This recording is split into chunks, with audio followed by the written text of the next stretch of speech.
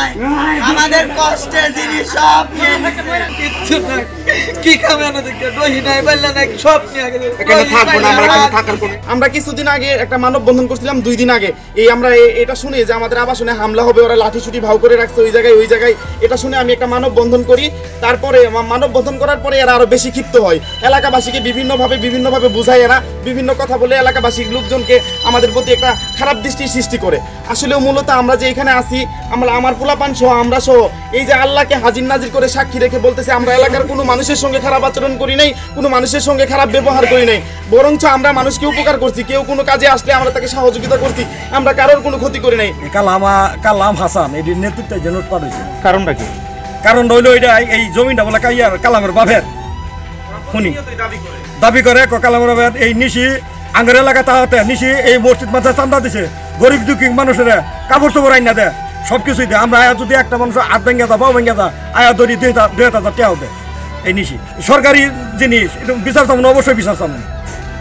আজকে আমার কালকে আন্নের দুনিয়ার নিয়ম এটা, আজকে নিশির করছে কালকে আমারও করতে পারে দিয়ে বিচার চাম, মানে 100% বিচার চাই, উচিত বিচার চাই। কিছুদিন ধরে এই যে একতারা মার্কা এই যে ভাসানির এই করে এই এমপি দ্বারা ছিলেন আবুল কালাম আজাদ আর হাসান করে নাম, এরা আয়া এই যে এগারো না এই বাধা দেয় না, থাকো আয়তা না, এটা করো এবো করো খারাপ ব্যবহার করি করো, আঙুর কথাই চল নকবো।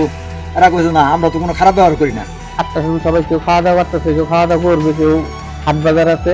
এই তাহলে আর কিছু লোক যায় হামলা দিয়ে আমাদের বসত বাড়ি ভাঙিয়ে আমাদের ঘরে টাকা পয়সা যা ছিল সব নিয়ে টাকা আমাদের 30টা বলে নিয়ে পুকুরে ডেল মেরে ফেলাই দিচ্ছে। আমরা এই 40টা হিজে এইভাবে কষ্টের মধ্যে কালকে রাতের 8টা থেকে সারা রাতে এখানে বসে আছি। আমরা কি করবো, কই যাবো? কালকে ফরিদুলে কামড়া করাইছে, 70 বগলটা মানুষ আছে, খালি আম দাও নিয়ে আইছে।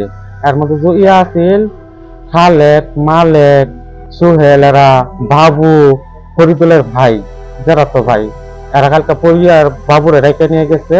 রেখে নিয়ে যাইয়া পরে ব্যক্তিগত হামলা দিচ্ছে। হামলা করার পর আমরা প্রাণে ভয়, নিজের জীবনে একটা ঝুঁকি আছে, নিজের জীবনটা নিয়ে কোনো রকম আমরা ওখান থেকে আমরা পালাই আসি। আসার পরে বা অন্য থেকে একটু বসে থেকে দেখি যে আসলে পরিস্থিতিটা কি হয়, তারা কি এমনি আবাসনে ঢুকছে না কোনো কিছু করার জন্য। তারপর দূর থেকে দেখি যে না, আসলে তারা আবাসনে ঢুকে অনেক ভাঙচুর করছে, অনেক মালামাল লুট করে নিয়েছে।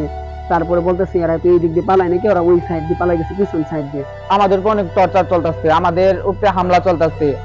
আমরা যে আবাসনটা দিয়েছে সরকার, আমাদের ওখানে যাবার পাইতেছি না, আমরা ঢুকতে দিতেছে না। তার জন্য আমরা এই যে ডিসি অফিসে আসছি, আমরা বিচার চাই। আবার প্রশাসনের কাছে আমরা বিচার চাই।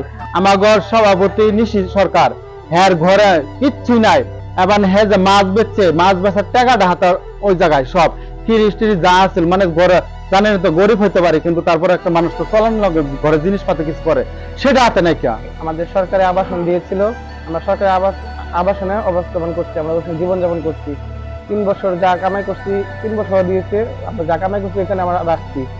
আর কালকে আমাদের উচ্ছেদ করছে এখান থেকে, এক একজন এক একভাবে পালায়া নদী নালা খাল বিল ভেঙে আমরা এখানে অবস্থান করেছি। আমি ইতিমধ্যে এখানে যা কর্মরত সেনাবাহিনী, আমাদের যারা পুলিশ সদস্য রয়েছে, পুলিশ বিভাগ, তাদের সবার সাথে কথা বলেছি এবং তাদের নিরাপত্তার ব্যাপারে আমরা সর্বোচ্চ ব্যবস্থা নিয়েছি।